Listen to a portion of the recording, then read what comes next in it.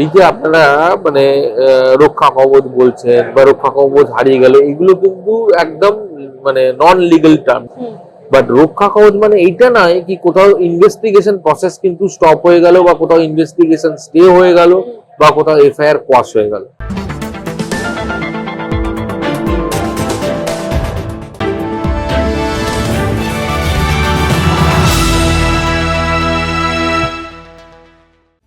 অভিষেকের গ্রেফতারি কি এখন আদালতের রক্ষা কবচেই আটকে? বারবার বাড়ছে গ্রেফতার থেকে সুরক্ষা। 31শে আগস্টের পর এবার আরও সময়। এই সুরক্ষা কতদিন? আর তদন্তকারী সংস্থাগুলি বা কেন এখনও তাকে গ্রেফতার করতে পারছে না? একাধিক মামলা চললেও কেন এখনও কোনো মামলাই সেই জায়গায় পৌঁছলো না যেখানে আদালতে অভিষেককে জেরার মুখোমুখি হতে হবে? ইডি সিবিআই কি গ্রেফতার না করেও তদন্ত এগিয়ে নিয়ে যেতে পারছে? পিএমএল এর মতো কঠিন আইনে এখনো কেন কোনো পদক্ষেপ নেই? অভিষেক গ্রেফতার হলে কি বিজেপির আইনি অবস্থান শক্ত হবে? এমনকি সেই মামলার সূত্র ধরে কি মমতা বন্দ্যোপাধ্যায়কেও আইনি চাপে আনার সুযোগ তৈরি হতে পারে? বিভিন্ন প্রশ্নের মুখোমুখি আইনজীবী সিদ্ধার্থ গোস্বামী। কোর্ট কেন বারবার অভিষেককে রক্ষা কবচ বাড়াচ্ছে? 31 আগস্ট থেকে 31 নভেম্বর হলো, এবার যুক্তিটা কি? দেখুন, একটা নর্মাল ক্রাইম তার একটা এফআইআর আর পলিটিক্যাল ক্রাইম পলিটিক্যাল এফআইআর, এগুলো কিন্তু একটু ডিফারেন্স থাকে। কারণ যারা পলিটিক্স করে সাধারণত তাদের শত্রু অনেক বেশি হয়। তো out of grudge, out of grievance, out of political vengeance, হ্যাঁ, বিভিন্ন রকম এই ঘটিত সেই ঘটিত নানান রকম এফআইআর হতে থাকে। যার জন্য কোর্ট একটুখানি লিনিয়েন্ট থাকে এই রক্ষা কবচ বলছেন বা বেল বলছেন এগুলোতে। কেন? Because it is a fact, এবং সুপ্রিম কোর্টও এই একই জিনিস মনে করে। সেটা হচ্ছে bail is basically a right, jail বরঞ্চ হচ্ছে ইজ এন এক্সেপশন। সুপ্রিম কোর্টের বক্তব্য মানে একটা লোক এক্সেপশনাল সার্কামস্ট্যান্সেসে জেলে থাকবে, আদারওয়াইজ কিন্তু সে বেলে থাকবে আনটিল ট্রায়াল ইজ কনক্লুড। কারণ ট্রায়াল যতক্ষণ না কনক্লুড হচ্ছে সে কিন্তু মানে দোষী নয়, he is accused but he is not convicted, দোষী সাব্যস্ত হয়। তো সুতরাং একটা মানুষের এগেনস্টে এখন 4টে এফআইআর রয়েছে, হঠাৎ তাকে তুলে নিয়ে গিয়ে জেলে রেখে দিলাম, তারপরে তাই পুলিশ কাস্টাডিতে রাখলাম, আবার জেলে রাখলাম, তারপরে ছেড়ে দিলাম। তো every time he has to approach court for bail, right, for quashing of FIR. তো এগুলোতে কি হয়, কোর্টের উপরে লোড বেড়ে যায়। তখন দেখা যাবে সাধারণ মানুষের মামলার চেয়ে পলিটিক্যাল মামলাই হতে থাকছে। একটা পলিটিক্যাল পার্সন, তারা হয়তো এগেনস্টে 100টা এফআইআর, সে রোজ পলিটিক্স করছে, তার টাকার এখন তো পলিটিক্স হচ্ছে বড় বিজনেস কিছু নেই মানে আজকের দিন এই রেসপেক্টিভ অফ পার্টি। তো এখন তার টাকারও অভাব নেই, উকিলেরও অভাব নেই। এবার দেখা গেল তার 200খানা এফআইআর, 200খানা এফআইআর মানে 400টা মামলা, 200টা ওয়াশিং, 200টা বেল বিভিন্ন কোর্টে। সাধারণ মানুষের মামলা এমনি হচ্ছে না, তাহলে তো আরোই হবে। তো ওই জন্য কোর্টের অ্যাপ্রোচ থাকে যে যারা পলিটিক্যাল পার্সন তাদের এগেইনস্টে যদি প্রচুর এরকম এফআইআর হচ্ছে বা আউট অফ পলিটিক্যাল ভেঞ্জেন্স বা যে কোনো কিছু, তখন they try to give a not protection, it is an interim মানে কি বলবো, রাইট টু দ্য পিটিশনার কি হ্যাঁ ভাই তুমি বি রেস্ট অ্যাসিওরড কোয়ার্সিভ অ্যাকশন তোমার এগেইনস্টে কিছু নেওয়া হবে না, যাতে করে সে আবার কালকে গিয়ে দুম করে আরেকটা আরো 5টা না মামলা ফাইল করে দেয়। অভিষেকের অ্যারেস্ট থেকে প্রোটেকশন এখন বাড়িয়ে যে 31 নভেম্বর অবধি করা হলো, সেটা তো তাই। এর মানে কি চলমান কেসগুলোর ক্ষেত্রে কি হবে? যে কেসগুলো চলছে সেগুলো স্থগিত থাকবে না চলতে থাকবে? না, কেস দেখুন, এখানে একটা ব্যাপার আছে। এই যে আপনারা মানে রক্ষা কবচ বলছেন বা রক্ষা কবচ হারিয়ে গেল, এগুলো কিন্তু একদম মানে নন লিগাল টার্ম, লেম্যানস টার্ম, সাধারণ লোকের ভাষা। তো আমরা সাধারণ লোকের ভাষায় কথা বলি, তো সাধারণ লোক বোঝে, আমি ওই জন্য আইনের টেকনিক্যালিটিতে ঢুকছি না। বাট রক্ষা কবচ মানে এইটা নয় কি কোথাও ইনভেস্টিগেশন প্রসেস কিন্তু স্টপ হয়ে গেল বা কোথাও ইনভেস্টিগেশন স্টে হয়ে গেল বা কোথাও এফআইআর কোয়াশ হয়ে গেল। সাপোজ একটা লোকের এগেইনস্টে 10টা মামলা আছে, যে কোনো পলিটিক্যাল লোক, 10টা মামলায় কিন্তু যেরকম ভাবে ইনভেস্টিগেশন হওয়ার কথা, ট্রায়াল হওয়ার কথা, চার্জশিট হওয়ার কথা, ইনভেস্টিগেশন হওয়ার কথা, ইন্সপেকশন হওয়ার কথা, যা যা হওয়ার কথা সব কিন্তু হবে, টাইম মাফিক সবকিছু হবে, শুধু অ্যারেস্টটা হলো। শুধু অ্যারেস্টটা হবে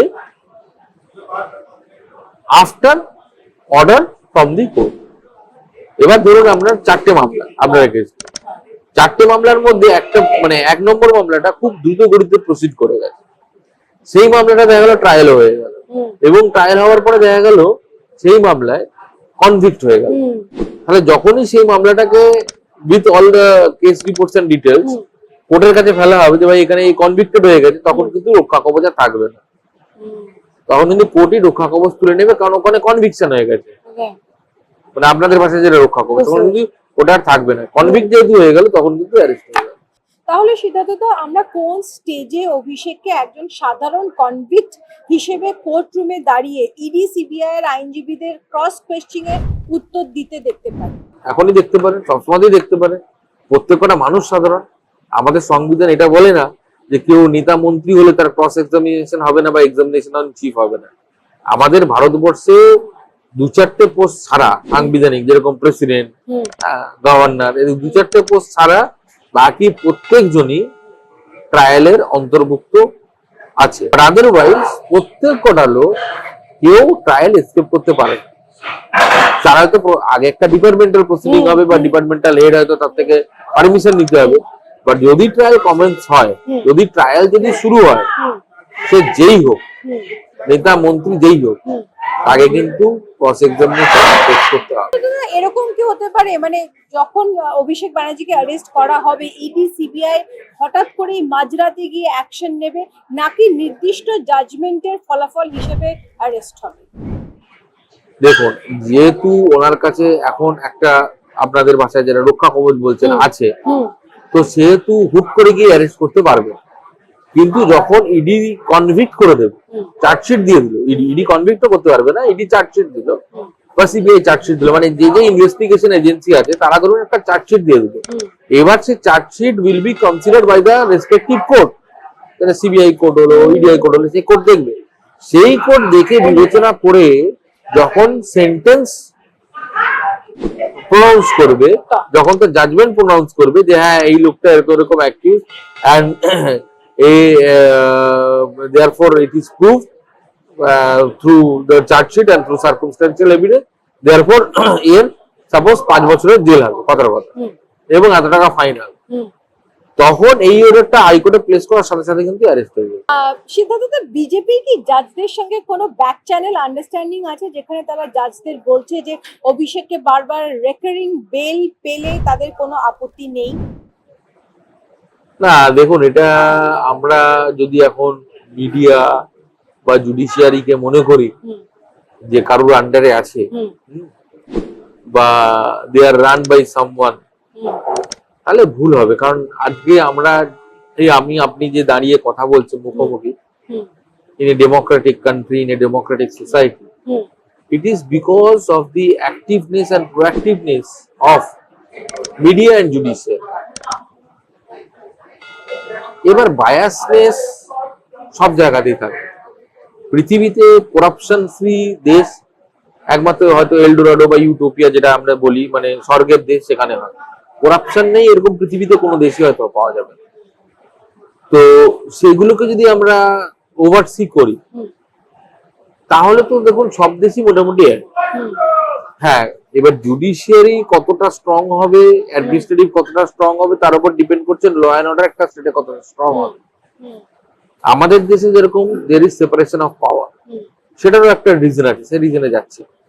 যার জন্য জাজ যেটা বলবে, মানে জুডিশিয়ারি যেটা বলবে, জুডিশিয়ারি কিন্তু ফলো করবে না, ফলো করবে অ্যাডমিনিস্ট্রেটিভ। তো আমাদের সেপারেশন অফ পাওয়ার, কেউ কারোর ভিতরে ইন্টারফিয়ার করবে।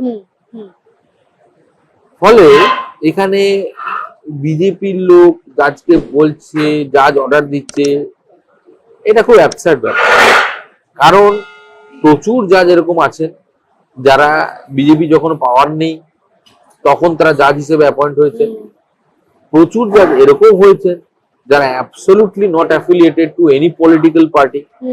আর সবচেয়ে বড় কথা, যে কোনো মানুষ যখন জাজশিপ পায়, ইরেসপেক্টিভ অফ দি প্রসিডিওর, যেটা সবচেয়ে বেশি ম্যাটার করে যে ওই চেয়ারে তার নিরপেক্ষতা, আনবায়াসনেস কতখানি।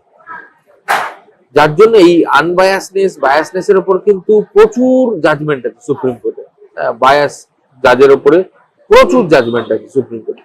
তো সুতরাং এগুলো প্রেসিডেন্ট, যেগুলো আমাদের কোর্টরুমে বা আমাদের কোর্টে বা জুডিশিয়ারিতে যেগুলো বর্তায়, ফলে যার যেরকম পলিটিক্যাল মানে ইনক্লিনেশনই থাকুক না কেন, যখন সে জাজের বেঞ্চে বসছেন মহামান্য বিচারপতি, তখন he or she has to be neutral. তাহলে জাজ কখনোই বায়াসড হবে না, জাজ কখনোই প্রিজাজ করতে পারবে না। যার জন্য জাজের পোস্ট ইজ ভেরি ডিফিকাল্ট, মানে ওখানে বসে নিউট্রালি উপর থেকে নিচটা দেখতে হবে। সিদ্ধার্থদা, একটু আগে আমরা আপনি বলছিলেন অভিষেকের ক্রস এক্সামিনেশন সবাই দেখতে পারে, এইটা নিয়ে আমার প্রশ্ন। অভিষেকের এগেনস্টে 17টা কেস রয়েছে, বারবার ইডি সিবিআই ওনাকে ডাকছেন, কিন্তু কোনোবারই ওনাকে হিয়ারিং অব্দি স্টেজে যাচ্ছে না, ওনাকে ক্রস এক্সামিন করা হচ্ছে না, কেন? দেখুন, ব্যাপারটা বুঝতে হবে, যে কোনো কেসের কিছু প্রসিডিওর আছে। প্রসিডিওর আছে, ফার্স্ট হচ্ছে এক্সামিনেশন অফ দ্য চিফ হবে, তারপরে তার ক্রস এক্সামিনেশন হবে, ক্রস এক্সামিনেশন যখন কনক্লুড হয়ে যাবে তখন আর্গুমেন্ট হবে বোথ পার্টি, আর্গুমেন্ট যখন শেষ হয়ে যাবে তারপরে কোর্ট তার ভার্ডিক্ট। এইবারে কোনো একটা ক্ষেত্রে কোনো একজন উইটনেস বা কোনো একজন অ্যাকিউজ যদি না যায়, তা আমাদের চোখে সেটা দেখাচ্ছে যে উনি গেলেন, কিন্তু ডেফিনেটলি উনি কোর্টকে জানাচ্ছেন কিছু একটা বলে, যে উনি হয় অসুস্থ বা দিস ইজ দ্য রিজন উনি যেতে পারছেন না, বা ওনার পায়ে ব্যথা বা ওনার কোনো থ্রেট পারসেপশন আছে, ওনাকে জানাতেই হবে। আদারওয়াইজ যে উইটনেস বা যে অ্যাকিউজ তার এগেনস্টে ডিমিনার, মানে তার এগেনস্টে যে উনি যাচ্ছেন না, বারবার অ্যাভয়েড করছেন, এগুলো কিন্তু রেকর্ডিং হয়। কোর্ট দেখে যে কোর্টের what matters in court is whether someone is coming before the court with good conscience or not. আপনি যদি লোকটাই জালি হন, আপনি নিজে একটা মার্ডারার, তাহলে কোর্টের কাছে আপনি এসেছেন not with clean hands. If someone is before court without clean hand, then whether court will be lenient to him or her is a subject matter. তো যার জন্য এগুলো ম্যাটার করে। আপনি মানে যদি রোজ অ্যাভয়েড করেন, টাইম নেন, যাব না করেন, তো reasons have to be recorded. Otherwise আপনার যে বিহেভিয়ার, উইটনেস হোক বা accuse, that is recorded by the court and that will definitely go against you. PMLA তে সহজে বেল পাওয়া যায় না, তাহলে ইডি এখনো অভিষেকের বিরুদ্ধে পিএমএলএ প্রয়োগ করেনি কেন? তাহলে তো তিনি অনেক আগে অ্যারেস্ট হয়েছেন। দেখুন, ব্যাপারটা আছে যে একটা জিনিস বুঝতে হবে, prevention of money laundering act যেটা ফর্ম হয়েছে, সেটা কিন্তু খুব নেসেন্ট স্টেজে পরবর্তীকালে ফর্ম হয়েছে, এবং যেটা হয়েছে সেটা হচ্ছে এর ইমপ্লিমেন্টেশনও হতে হতে বেশ টাইম লেগেছে। তো যতদিন এগুলো ইমপ্লিমেন্টেশন হয়েছে ততদিন অব্দি যারা এই ফ্রডস্টার, ফিনান্সিয়াল ফ্রড যারা করেছে, তারা কিন্তু ফিনান্সিয়াল ফ্রড করেই গেছে, এবং কিছু কিছু ক্ষেত্রে দেখা যাচ্ছে হয়েও গেছে। মানে হয়তো ইডি যখন ধরেছে তখন হয়তো মানে আর কিছুটা বাকি রয়েছে, হব। তো ওই জন্য যেই রেলিভেন্ট পয়েন্ট অফ টাইমে ওদের এগেনস্টে কগনিজেন্স নেওয়া হয়েছে, তখন হয়তো ইদার পিএমএলএ অ্যাক্ট ছিল না, বা তখন অন্যান্য অ্যাক্ট আরো বেশি প্রিভেল করে, কারণ এটা পুরনো ক্রাইম। তো ওই জন্য চাইলেই যে আমার ইচ্ছা হলো আমি একটা পিএমএলএ অ্যাক্ট লাগিয়ে দিলাম না, এটা অনেক কিছুর উপর সার্কামস্ট্যান্সের উপর ডিপেন্ড করবে, কোন টাইমে কি হয়েছে তার উপর ডিপেন্ড করবে, ইভেনচুয়ালি পিএমএলএ অ্যাক্ট লাগু হবে। এটা হয় অনেক ক্ষেত্রেই হয় যে একটা মামলা হলো, তারপরে দেখা গেল তার সঙ্গে সঙ্গে আরো অ্যাডেড সেকশন প্রে করা হলো, অ্যাডেড সেকশন এলো এবং সেকশন আরো অ্যাড হলো, পিএমএলএ অ্যাক্ট অ্যাড হলো, বিভিন্ন অ্যাক্ট অ্যাড হলো। অ্যারেস্ট করে বিজেপি কি আইনতভাবে লাভবান হবে? মানে আমি কি জিজ্ঞেস করতে চাইছি যে অভিষেক ব্যানার্জি অ্যারেস্ট করলে কি সেটা এমন একটা গ্রাউন্ড তৈরি করতে সাহায্য করবে যার ভিত্তিতে মমতা ব্যানার্জিকেও অ্যারেস্ট করা সম্ভব? দেখুন, বিজেপির কি লেভারেজ হবে এটা তো খুব ভালো করে বলতে পারবেন যারা পলিটিক্স করে। হ্যাঁ, বড় বড় বিজেপির নেতা বেটা আছেন, তারা হয়তো এটা খুব ভালোভাবে বলতে পারবেন। আমি সাধারণ মানুষ, ব্যক্তিগতভাবে কি এটা এত আমি বলতে পারবো না, বাট ব্যক্তিগতভাবে যদি আমাকে জিজ্ঞেস করেন, তো বিজেপি আসার পরে অভিষেক ব্যানার্জি এবং টিএমসি পার্টির হুম, কিন্তু প্রায় আজকে অস্তিত্ব নেই বললেই চলে। আজকে তৃণমূল কংগ্রেস হচ্ছে at the verge of extinction. হুম, ঠিক আছে, যে কজন দু চারজন আছে হুম, তারাও সেই তাসের ঘরের মধ্যে এদিক ওদিক চলে যাচ্ছে। হুম, তো যেই পার্টির existence hmm, is at stake, right, সেই পার্টিতে কে অ্যারেস্ট হলো, কে থাকলো, কে থাকলো না, হুম, সেটা হার্ডলি ম্যাটার করে। কিন্তু এই অভিষেক ব্যানার্জিকে যদি আমরা মাথা ধরে নিই, যদি ধরে এগেন আমি বলছি, আমি জানি না, আমরা জানি না, এগুলো ট্রায়ালের বিষয়, আমি অ্যাবসলিউটলি এগুলো নিয়ে কোনো কমেন্ট করছি না, বাট যদি দেখা গেল উনি মাথা এবং উনি অ্যারেস্ট হলেন, তাহলে ওনাকে ধরে ধরে আরো কিছু মাথা অ্যারেস্ট হবে। এবং দেখুন, একটা মাথা যখন অ্যারেস্ট হয় তার ব্রাঞ্চেস, রুট, শাখা প্রশাখাও কিন্তু আস্তে আস্তে সব ধরা পড়বে।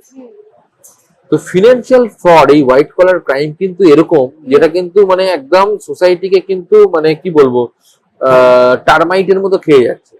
তো এই সমস্ত টার্মাইট মানে এই জালটা পুরো ধরা পড়বে। এই জাল ধরা পড়তে গিয়ে দেখবেন যে আরো তাবড় তাবড় লোক ধরা পড়ে গেল, তাহলে সোসাইটাল রিফর্ম একটা হয়তো হতে সুবিধা হবে।